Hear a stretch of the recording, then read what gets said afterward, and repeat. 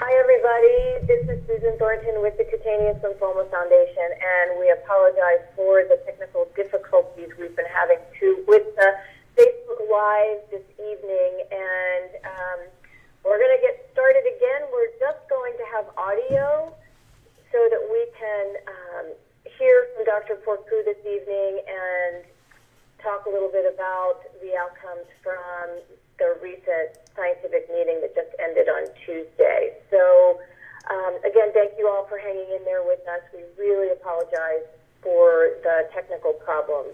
So we're going to go ahead and get started.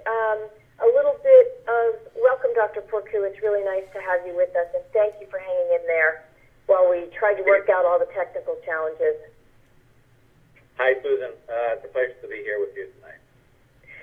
Thank you. So just to kind of circle back, we've all just returned from the annual American Society of Hematology meeting, which is a large, very large scientific and clinical meeting that happens every year. And it includes every hematologic type of condition. So everything from leukemia to lymphoma, hemophilia, sickle cell disease, and everything in between. So a lot gets discussed, and it brings people from around the world in all these different disease areas. So, you know, cutaneous lymphomas being a small rare disease is a very small component of this meeting, but very exciting to actually have presentations about some of the latest things going on in cutaneous lymphoma. And I don't know if you want to share anything about the meeting itself and kind of how cutaneous lymphomas fit in. Yes. So you're right. ASH is a very large meeting. It happens once a year, brings people from all over the world who have an interest in blood disorders and blood-related cancers. It's really kind of a confederation of different diseases. Many of them are rare, so it's not unusual for ASH to have to provide a forum for a rare disease.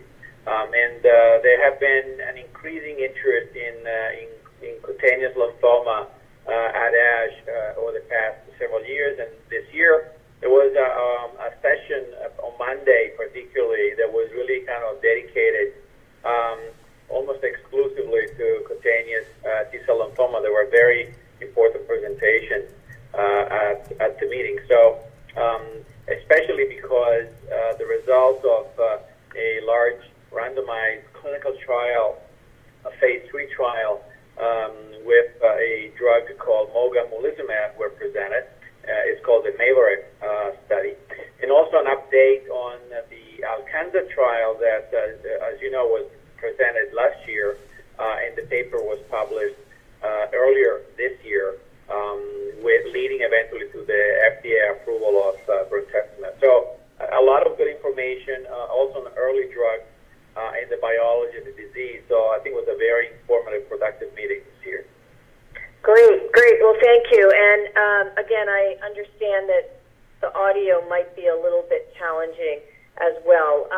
We'll try to speak as loud as we can, so hopefully everyone can hear us.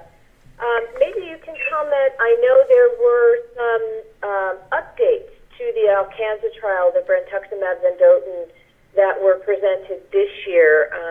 As you said, that data was presented last year, which led to the FDA approval earlier this fall, but there were also some updates that were shared. That's right.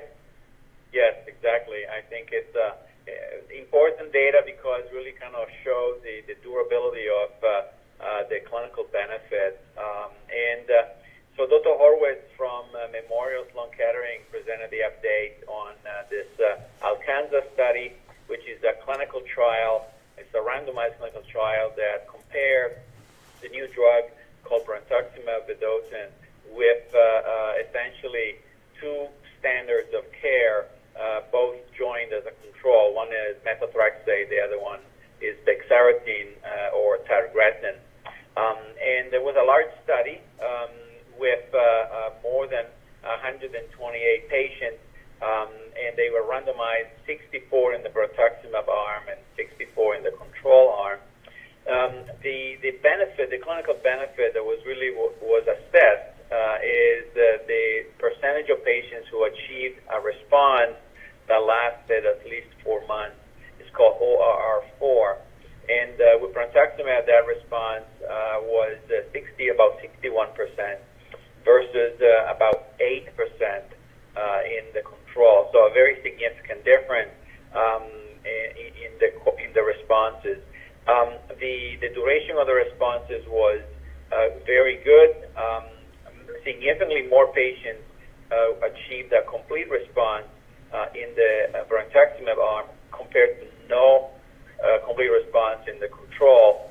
And the quality of life was much better in the Brentuximab, mostly because the disease was controlled better. So the overall, the improvement in quality of life was significant. Wow, that's very exciting. And so I know also one of the main side effects that everyone has been watching with Brentuximab is neuropathy. So was there some additional information around that? Yes. So a majority of patients on the Brentuximab arm had some degree of peripheral neuropathy, as opposed to a much smaller fraction of the patients treated with methotrexate or bexarotene. I think what's important is that in about 60 to 65% of the patients who develop the neuropathy, within 3 years, the neuropathy actually resolved. So the severity of the neuropathy in most patients is not high, and given enough time, the majority of the patients who had neuropathy actually improved, and the neuropathy resolves. This study now has a very long follow-up. So on average, the follow-up here has been almost 3 years. So it's very significant. Wow, that's great. That's great. And now that it is actually available, I'm sure more data will be collected and shared amongst all of the clinicians who will be prescribing it for patients. And this is generally targeted more so to mycosis fungoides and CD30 positive, or not? Yes. So the one important point of this clinical trial is that patients with Sézary syndrome were excluded from this clinical trial. So in this trial, did not really provide data about the efficacy of this drug in Sézary syndrome, even though the earlier phase 1-2 clinical trials that preceded the phase 3 did include patients with Sézary syndrome. So we have some information, but these patients with Sézary were excluded from this particular trial. So we don't know what the response rate for those patients is. The study was really focused on, as you say, Susan, mycosis fungoides and anaplastic lymphoma that express CD30, which is the target for this drug. I'm sure there will be more studies coming with this drug in other subsets of patients, including Sézary syndrome in the future. Great. Well, that's exciting, and I think, really the first in what we hope is going to be ongoing evolution in new treatments in cutaneous lymphoma. So that kind of rolls us right into kind of the big presentation from ASH this year, which was around the Mogamulizumab Maverick trial, which was the largest, from what I understand, clinical trial in cutaneous lymphoma, and is a unique treatment that targets CCR4, but it's a totally different mechanism of action for this drug, right? And pretty exciting data that was presented.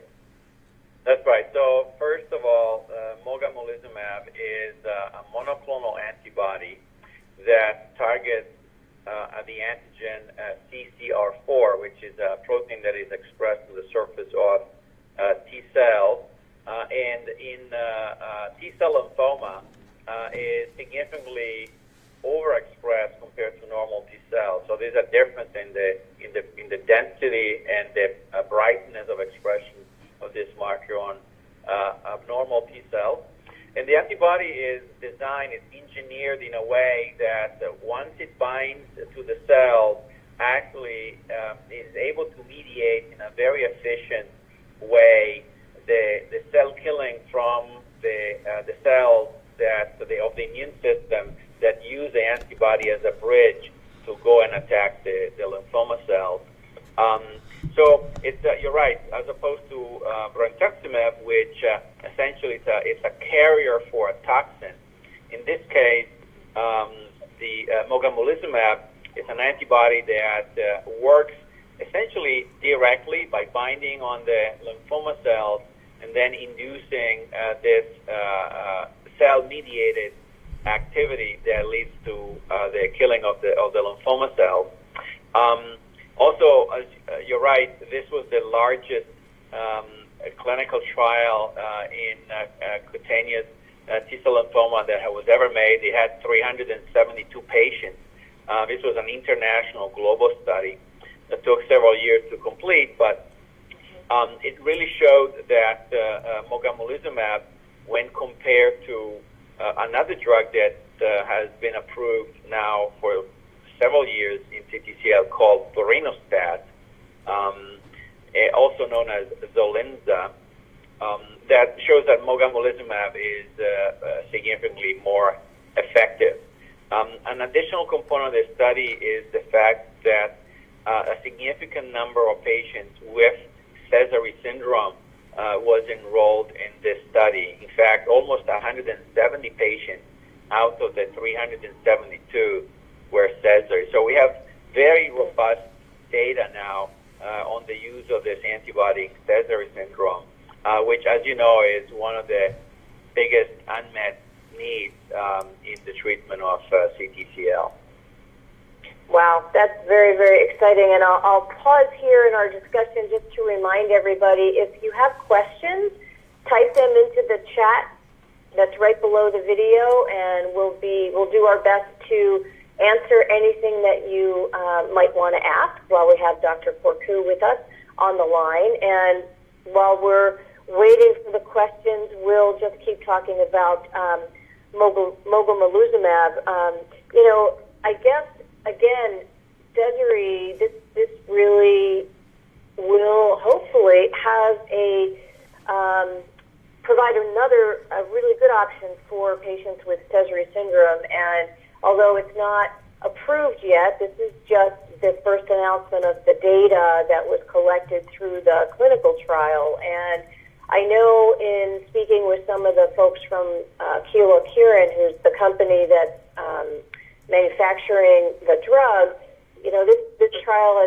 this process has been taken about 10 years to get from point A to where we are today. And they have submitted their data to the FDA, and we're now waiting for the FDA to review that, and we'll keep our eyes and ears open for the FDA's response, hopefully sometime next year.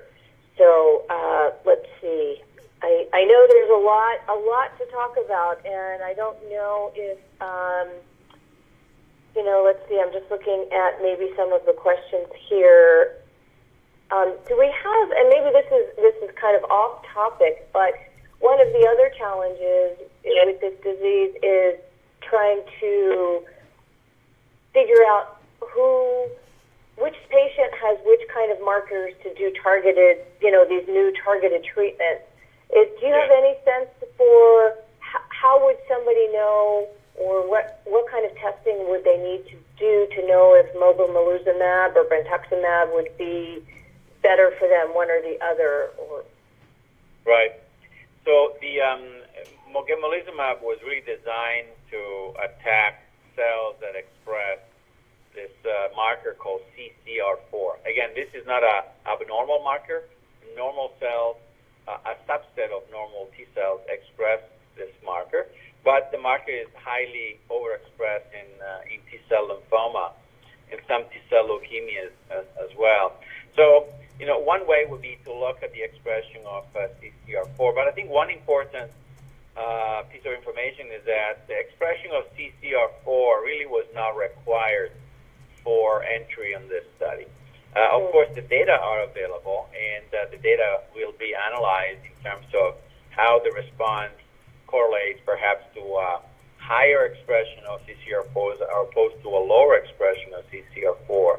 But we know that the vast majority of the patients with Sézary and a significant majority of the patients with mycosis fungoides, we know that they do express CCR4.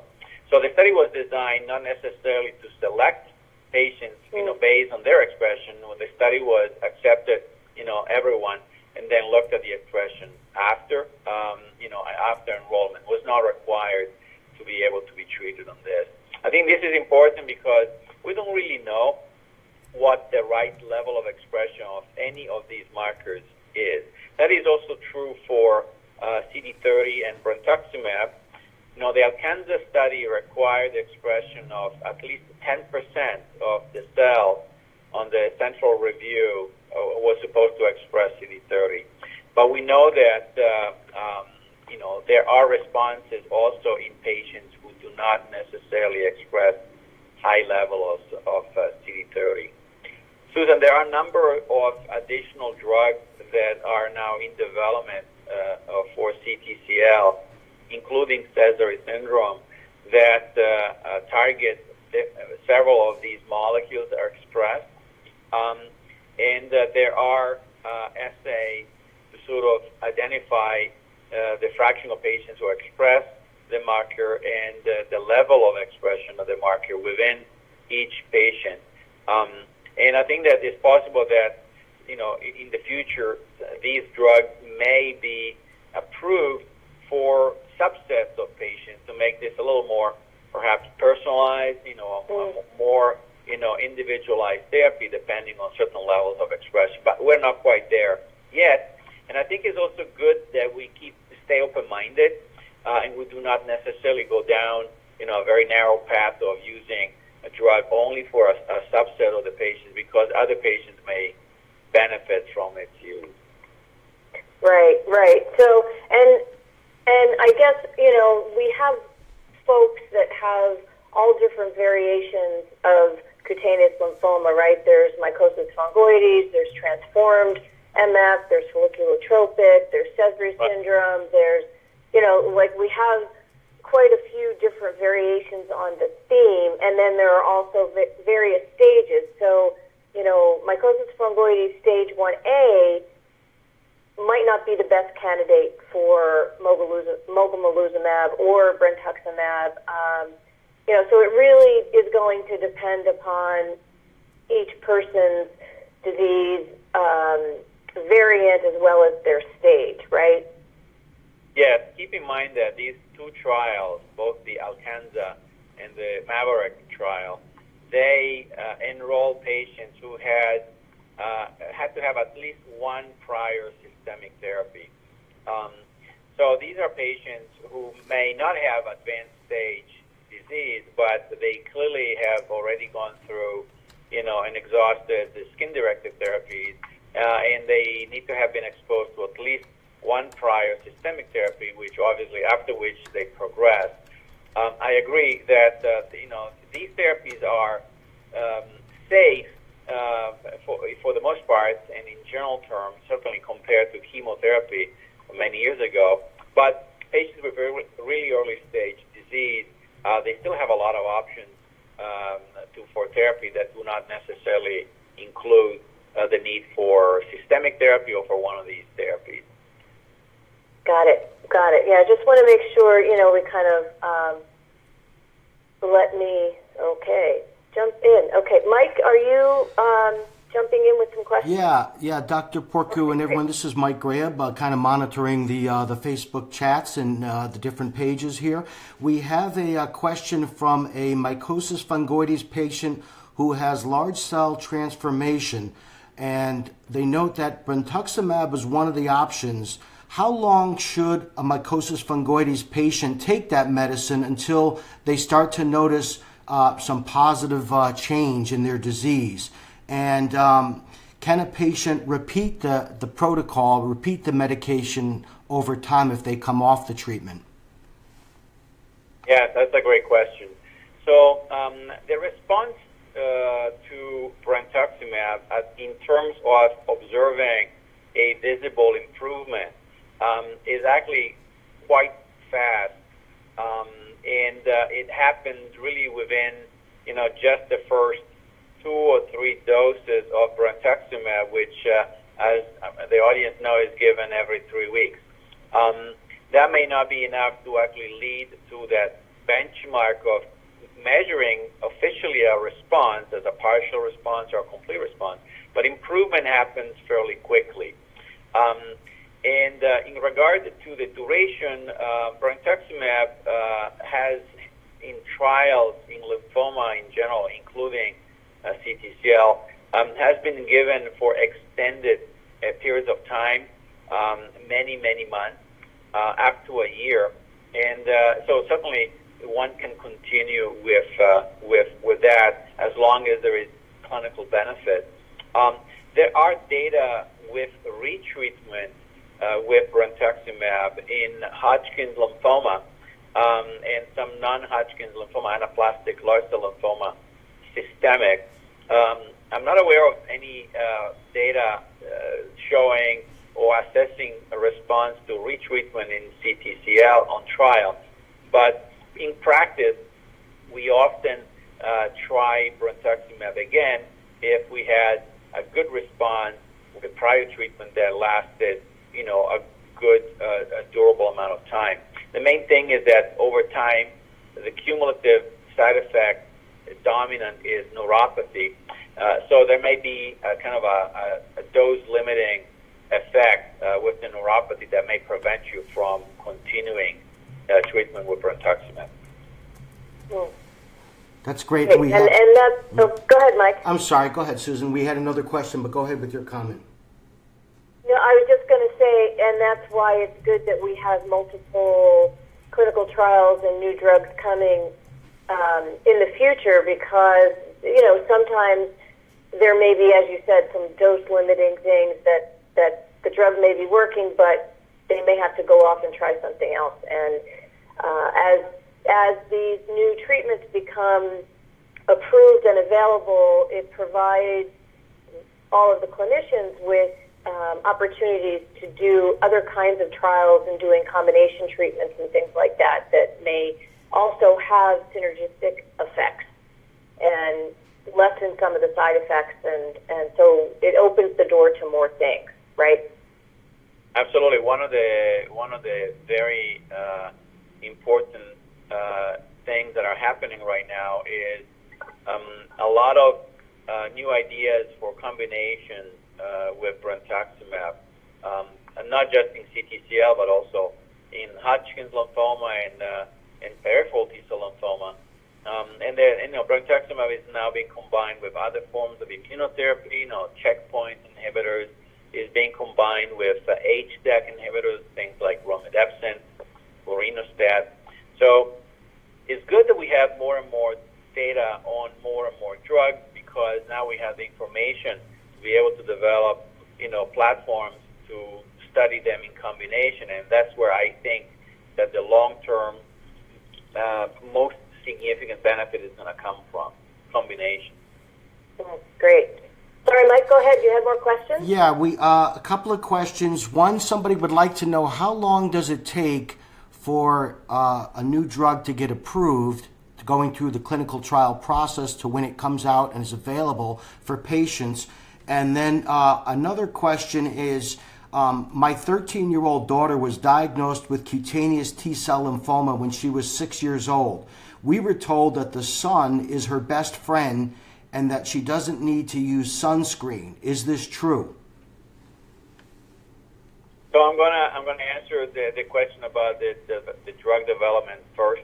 The good news is that it takes a whole lot less than it did before, but it still takes a number of years. On average, many in the past, many years ago, might take up to 15 20 years to actually from the moment that one has an idea and starts doing things in the laboratory to the moment after the drug is approved and enters the market.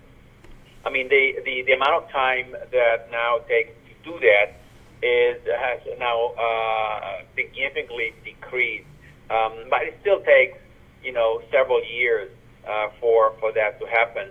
The FDA has been, I think, very good recently in expediting the regulatory analysis and the development and the approval, if indicated, of new drugs in cancer in general, including CTCL. So I think that now the route is faster, and also the FDA knows a lot more about CTCL. This is a very important point that I wanted to make for the audience and for Susan. At the FDA now, there are people who have been hearing and learning about CTCL, for now a number of years, and they're much more knowledgeable about what the disease is. In the past, you probably know this, Susan, in the past they didn't really know much about CTCL, how patients are treated, how to assess response, what things are important and what things are not important. So there has been a lot of progress, and I'm very optimistic that we will continue to develop new drugs. The FDA now is focused on, appropriately, on now getting very high quality data to support the approval of drugs as opposed to preliminary data.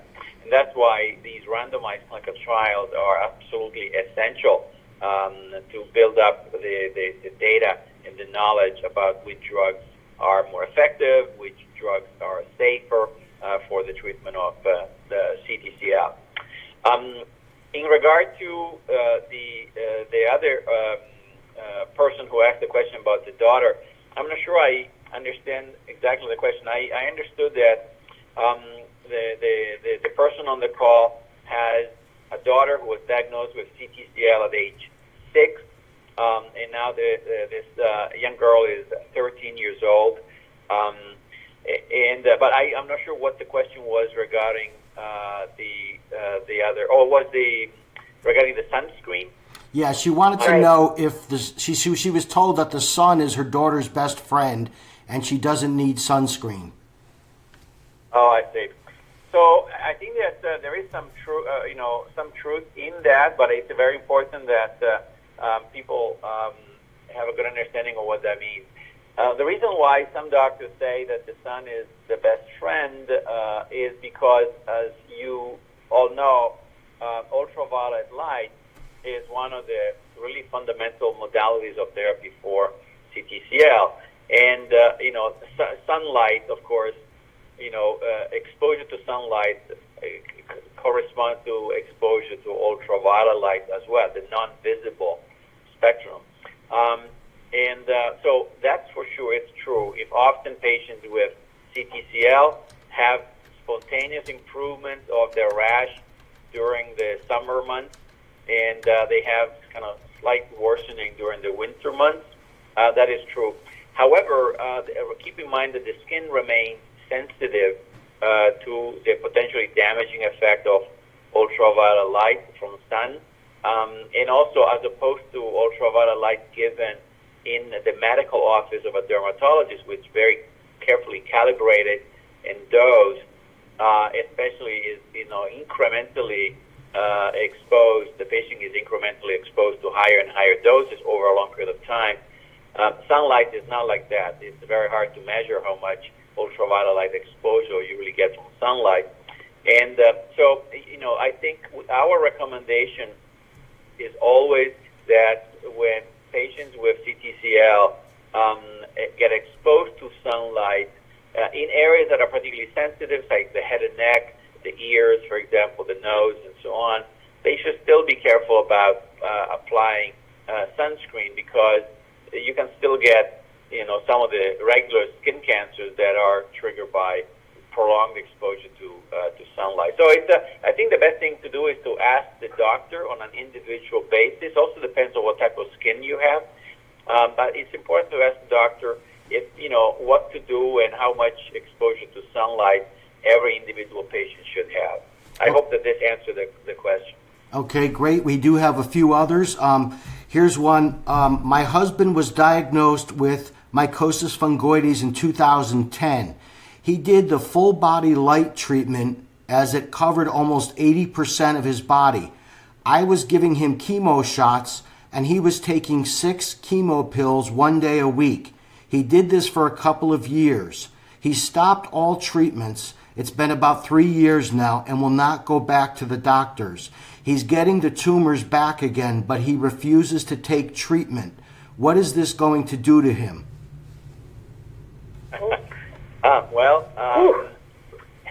It's a story that I have heard before, and I think that what the patient is trying to say is that evidently going through the treatment for him, I think in this case, it really carried a lot of side effects, possibly, or at least was really difficult to go through. That's typically what happens when people get their treatment for an extended period of time, and then they don't want to resume there, or they don't want to go back to the doctor. It's hard to, it's understandable because treatment can be cumbersome, but I think that if his disease is progressing now, the worst thing that he could do is ignore it and don't go to the doctor, because things are not just going to get better on their own. So the only thing that happens if he doesn't resume treatment and doesn't go to the doctor is that things are going to get more difficult, and then doing the treatment potentially could be more complicated and more toxic, as opposed to do it sooner rather than later. So my suggestion is, go to the doctor, explain specifically why perhaps some of those treatments, one of which was methotrexate, I'm sure by the way they described, why those treatments might be causing problems, and what the doctor can do to sort of mitigate some of the side effects of the treatment. There's a lot of stuff that we can do to help patients get their treatment. Okay, great. Here's another one. I've been diagnosed with mycosis fungoides with poikilodermis variant. I apologize for the pronunciation on that variant. I'm doing UVA-1 phototherapy, and I'm taking targretin and methotrexate, but my skin is not clearing. I'm also using the triamcinolone cream. Again, I apologize on the pronunciation. What will the next step be if these treatments aren't working? Okay, great question. And your pronunciation actually is pretty good, Mike. So I think that this patient is calling in, and he or she has a type of mycosis fungoides called poikilodermatous, which means that there's a certain discoloration of the skin, visible discoloration of the skin, sometimes purplish, that sometimes it's hard to make it go away. When someone with poikilodermatous MF tells me something about this, that the skin is not getting better, I always worry that the assessment of the skin may actually be sort of muddled by the fact that even if the MF responds to treatment, that discoloration may not go completely away. So, of course, this is something that the doctor will have to assess specifically, perhaps with a skin biopsy. But a lot of patients with poikilodermatous MF, they still have residual changes in the skin that the patient may perceive as being active disease when in reality it is not. So I would be careful about that. The triamcinolone is one of the foundations of topical therapy for MF. So it makes sense that this patient is using it. The patient is using 3 different combinations in addition to the triamcinolone: ultraviolet A, targretin, and methotrexate. And that's a very powerful combination that in early stage is quite effective. So it seems strange that this triple therapy plus the triamcinolone is not producing a response. So I would be cautious. I would go back to the doctor and say, do we know for sure that, where there's no response, perhaps to repeating a skin biopsy, and perhaps sometimes we stop and we give the skin time to heal, get better. There's no penalty in early stage MF in just taking a little bit of treatment holidays just to see what happens to the skin and getting a better idea of how much is disease, how much is residual changes, how much is scarring of the subcutaneous tissue, and so on. Okay, great. Another one, I'm understanding that a patient like myself with mycosis fungoides that presents with solid tumors under the skin that are spreading probably won't qualify or benefit from these new therapies. Is that correct? Well, I think that, no, I don't think it's correct. I think that patients with tumors certainly were enrolled in the Maverick study, and patients with tumors were enrolled also in the Alcanza study. There were not a lot of them in the Alcanza study, so the data are, a little less robust. But Brentuximab is used very, very often and is effective in the treatment of tumor stage MF and or transformed MF. For the Maverick study for Mogamulizumab, certainly we have no comparative data with Brentuximab, but the impression is that there may be less good responses in the most advanced stage patients with very large tumors. So eligibility to a clinical trial is one thing, but potentially being eligible for treatment of study with a approved drug, one of them in this case, the only one approved of the ones we've been talking about is Brentuximab.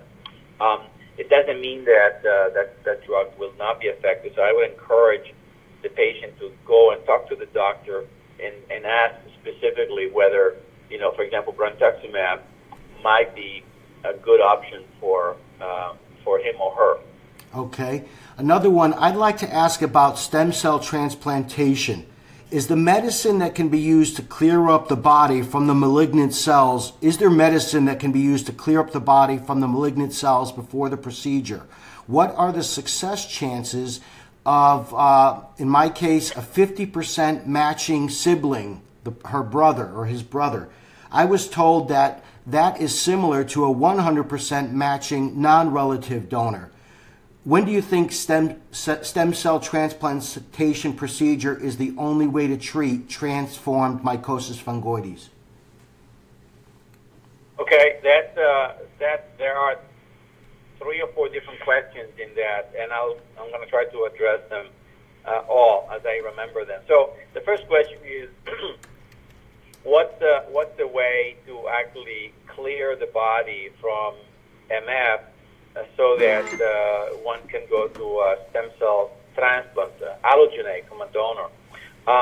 That is one of the most difficult parts of actually taking a patient to transplant, because it's not necessarily that there may not be a donor, but for allogeneic transplant to work, the disease has to be well controlled, ideally in remission.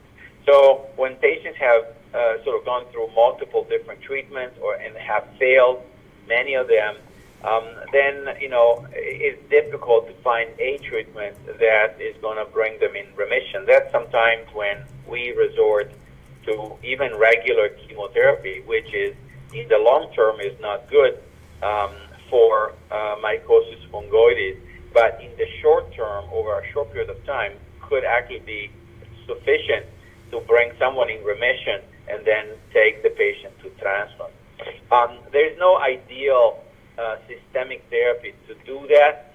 There have been patients who have been able to do that with regular chemotherapy, patients who have been able to do that with Brentuximab, other antibodies, or romidepsin, for example, which is approved, or vorinostat, which is also approved. So there's no single silver bullet, and the doctor will have to try whatever they can, often combine them to take someone to an allogeneic transplant. The second question was regarding the donor. No, that's really not correct that a 50% match from a sibling is, the same thing as a 100% match from unrelated donor. It's a little more complicated than that. But, fundamentally, I would say that the selection of the donor is something that is squarely in the court of the bone marrow transplant doctor. And sometimes patients have more than one option as a donor, and the bone marrow transplant doctor will have to select the one that they think is the best for the successful outcome of the transplant. And I'm not sure I remember the other two parts of the question, Mike. Let's see. Well, what are the success chances of a 50% matching brother? And when do you think the stem cell transplant procedure is the only way to treat transformed mycosis fungoides?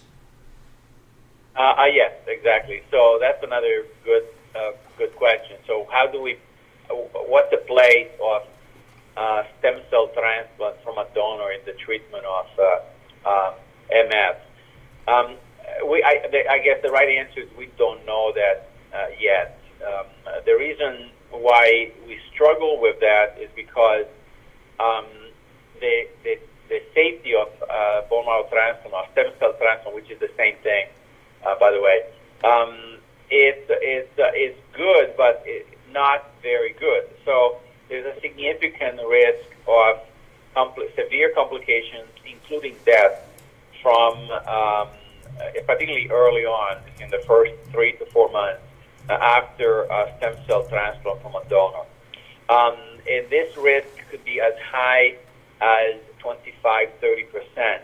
So you can imagine that exposing someone, even with advanced lymphoma, to a upfront risk of 25-30% of severe complications of death is something that doctors tend to be very cautious.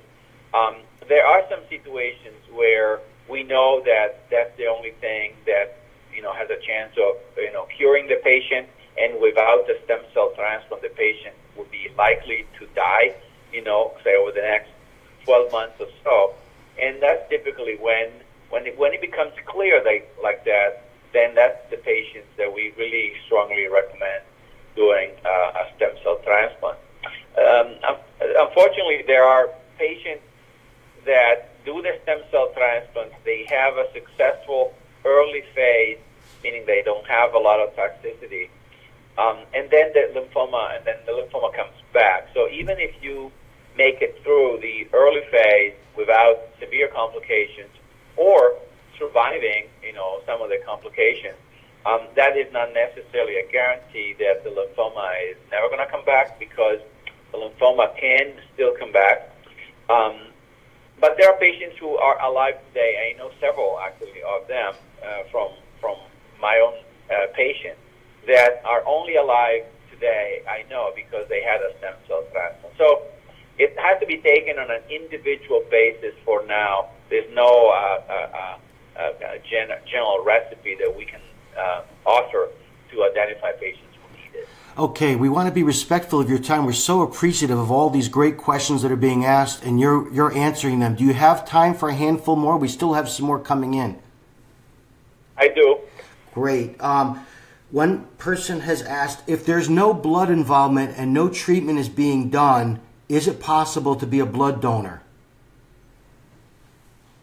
Unfortunately not, because the blood banks have fairly strict rules that when there is a diagnosis of cancer and CTCL, mycosis fungoides, even without blood involvement, is a diagnosis of cancer malignancy, then those patients are excluded from the donor pool.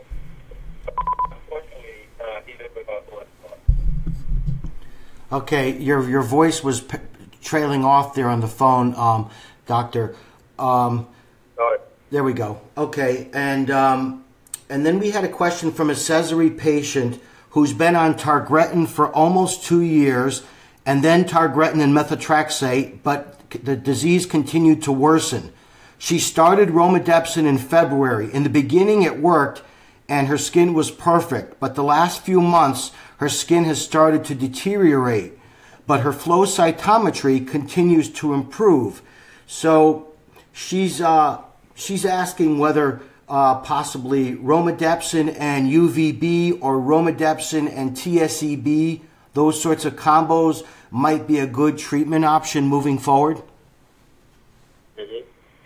Yeah, I think that there are patients who have very good responses to romidepsin, and they have durable responses in the blood, and the skin may actually start to break through, so to speak. And I think what would be really important to do is to make sure that the worsening of the skin, I presume a rash, is really CTCL and not something else. Because even though it's uncommon, but patients with CTCL Sézary, they can develop other skin conditions, particularly infections, sometimes fungal infections, sometimes bacterial infections of the skin, which can mimic CTCL and can lead mistakenly to assuming that the disease is progressing. So I would just make sure that the doctors take a look at the skin very, very carefully, potentially do a skin biopsy, and make sure. Now, if the doctor is certain that the skin worsening is due to CTCL, then and the blood is clear, we often keep the romidepsin going.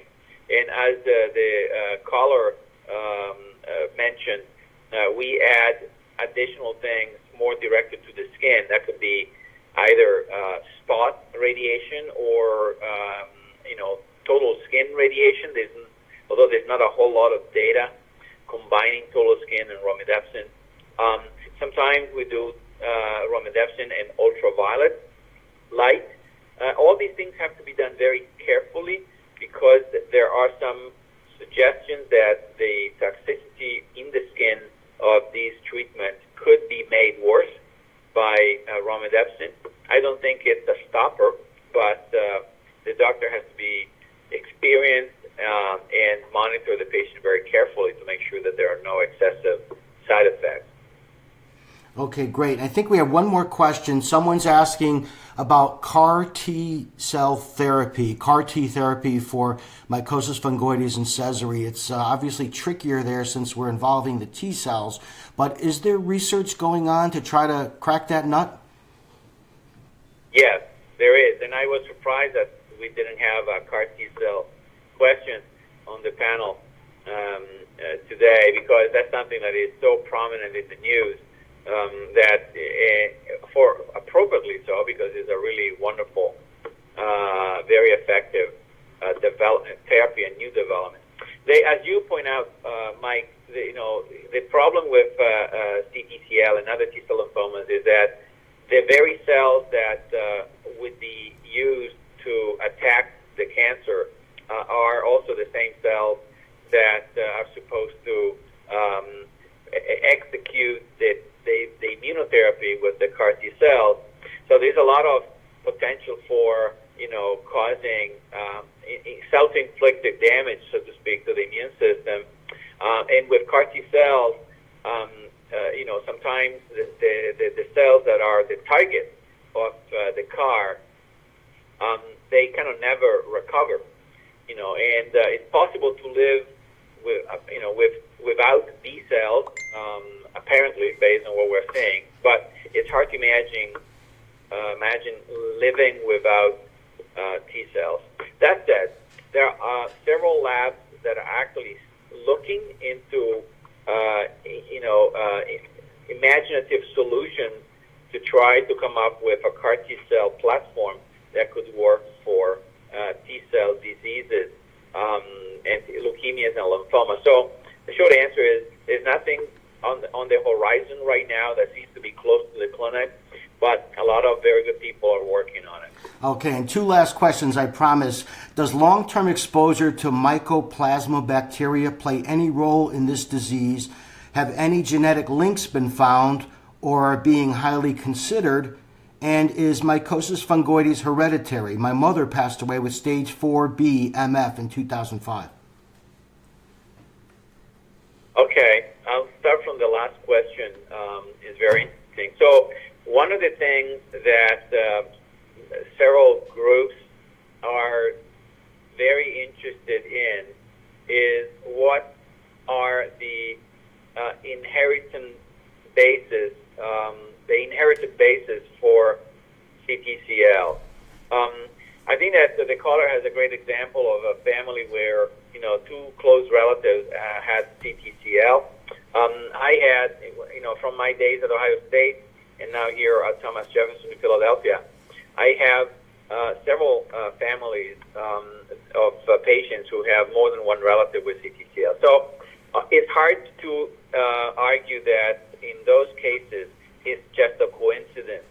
I don't believe in coincidences.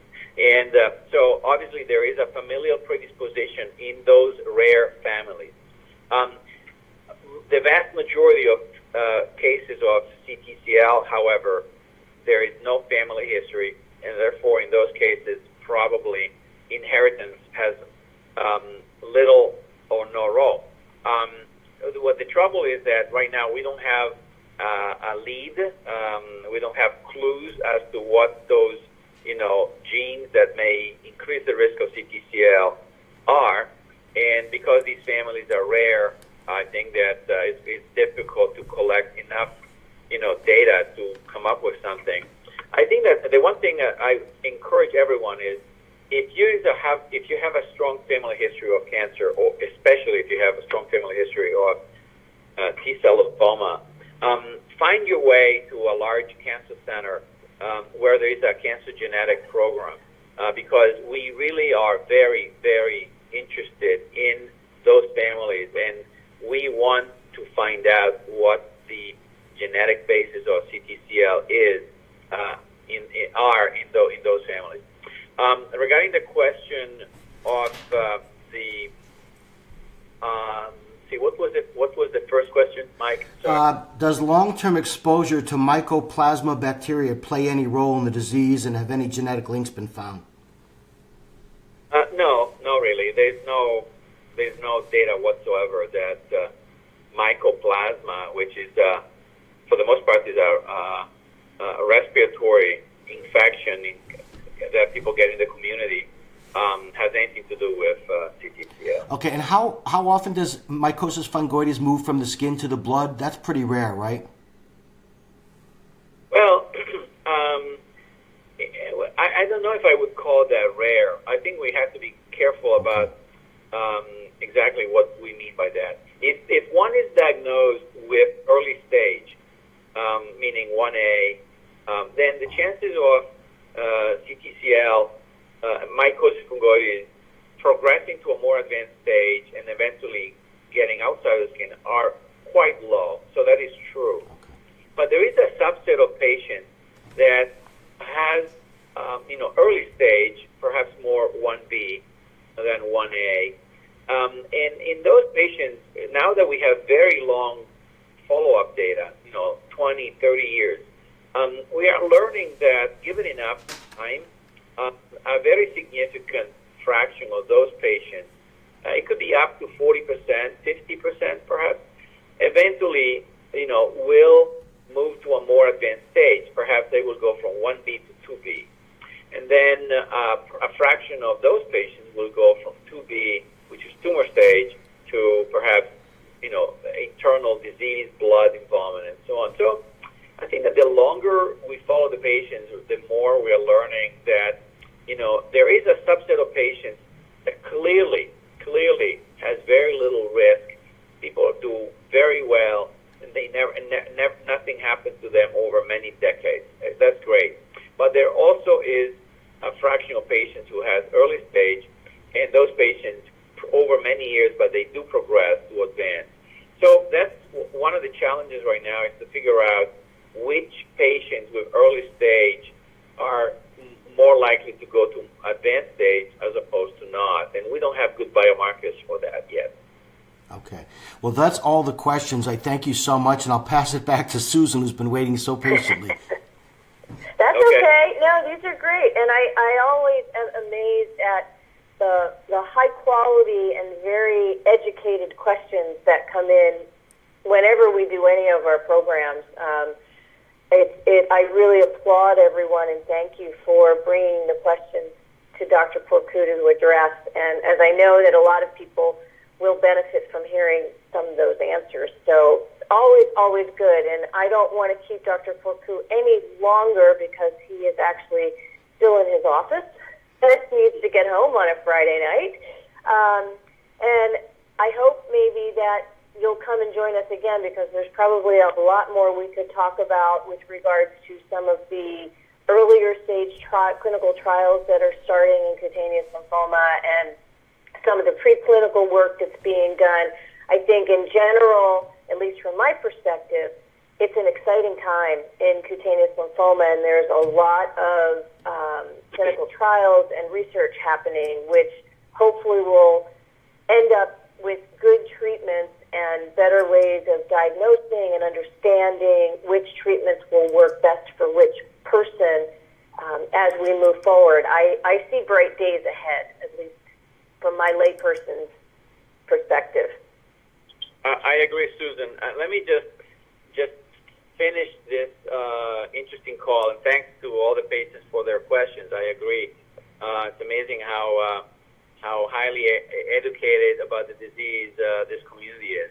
It's wonderful. I just want to point out a couple of these early phase studies, which I think deserve to be mentioned.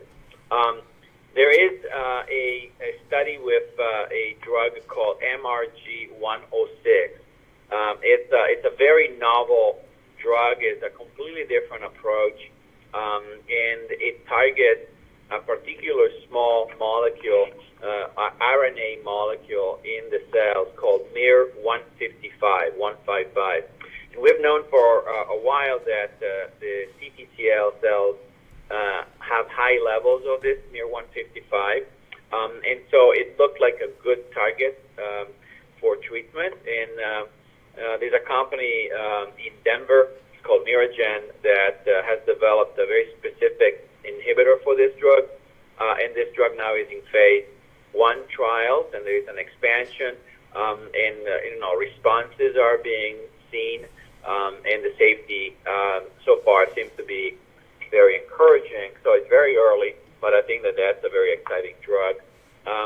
There's another drug that is in development from a company called Trillium, that and there are other companies developing drugs related to this biomarker called CD47. So that's not the only one, but that's the one that so far I have seen the greater amount of data. And it's a form of immunotherapy. So that's something to keep your eyes on over the next several years. There is another drug called ITH-4102, which is another antibody from Innate Pharma that is in phase 1. Now dose escalation and dose finding and expansion phase, which seems to be effective as well, with a particular angle on Sézary syndrome. So I just want to leave with making sure that the audience know that there's so much going on right now in early development for mycosis fungoides and Sézary syndrome, that I think over the next 4 to 5 years there will be an explosion of new drugs. We're going to learn how to use them in combination, and the patients are going to get better and better options for their treatment. So it's a very exciting time, and we want to stay very positive and optimistic about the future. Okay. Yeah, and I would say that as well, and we do our best to try to stay engaged with all the science that's going on and all of the research and the clinical trials so that we can bring everyone as much up-to-date information like we just did today by having Dr. Porcu join us and let everybody know the exciting things that are happening out there and to be hopeful, because I think we're learning much and a lot is going on, even though it may not be available, but also encourage people to ask their physicians about clinical trials that are available and if they would be good candidates, because being able to have people participate in the clinical trials really helps to gather the data that is required to understand how the drug works and then to actually go through the process of the formal approval. So it's, we all can play a part in making sure that these treatments get actually out to everybody. So anyway, thank you, Dr. Porcu, so much for joining us this evening. And again, we apologize for the technical difficulties and that you couldn't see us on video, but I'm glad that we were able to bring you this evening's discussion via audio. And I want to just do a special shout out to Mike Grab, who is our guy behind the scenes trying to make all the technology work. And sometimes, the technology gremlins just take over and we can't figure it out. But we'll be back again next month for another Facebook Live with one of our experts, and we're working really hard to bring you these kinds of programs both live, and then these go on the YouTube channel so you can listen or watch them later as well. So, and if you have topics you want us to cover, please let us know. So we're always open to the kinds of things that you want to talk about. So I think we'll sign off for now. And again, thank you, Dr. Porcu. It's always a pleasure to have you with us. And thanks, Mike. Have a great weekend, everybody. And we'll see you all next month. Take care. Thank you, Susan. Okay, good night, everyone. Thank you. Good night. Bye-bye.